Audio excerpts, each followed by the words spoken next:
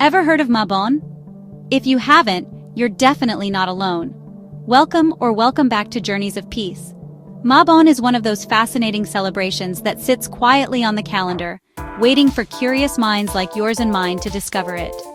So what is Mabon? Mabon marks the autumn equinox, that magical point in September when day and night are perfectly balanced. This usually falls somewhere between September 21st and 24th. It's a moment of cosmic symmetry, and people have been honoring it for centuries. But who exactly celebrates Mabon? Originally, it comes from ancient Celtic traditions, but today, it's mostly observed by modern pagans, especially those who follow Wicca or other earth-based spiritual paths. You might also find people who just love seasonal rituals and the changing of the year joining in. For them, it's all about connecting with nature and appreciating the shift toward autumn. Now, why is Mabon significant? Well, think about it. As the days start to grow shorter and the air gets that crisp golden edge, Mabon becomes a time to pause and take stock.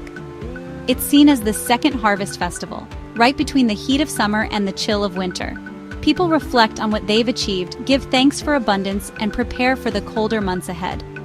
Traditionally, Mabon is celebrated with feasts, sharing food from the harvest, and spending time outdoors. Apples, pumpkins, nuts, anything you imagine in a classic autumn setting take center stage. Some people build simple altars decorated with colorful leaves and seasonal fruits, light candles, or take peaceful walks in the woods. It's less about big, flashy rituals and more about gratitude, balance, and welcoming change. What I love most about Mabon is how it invites everyone to slow down and notice the world shifting around them.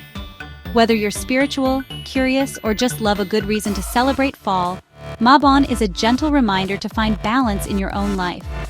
So next time you see the leaves turning or feel that autumn breeze, remember, there's a whole tradition built around this beautiful moment.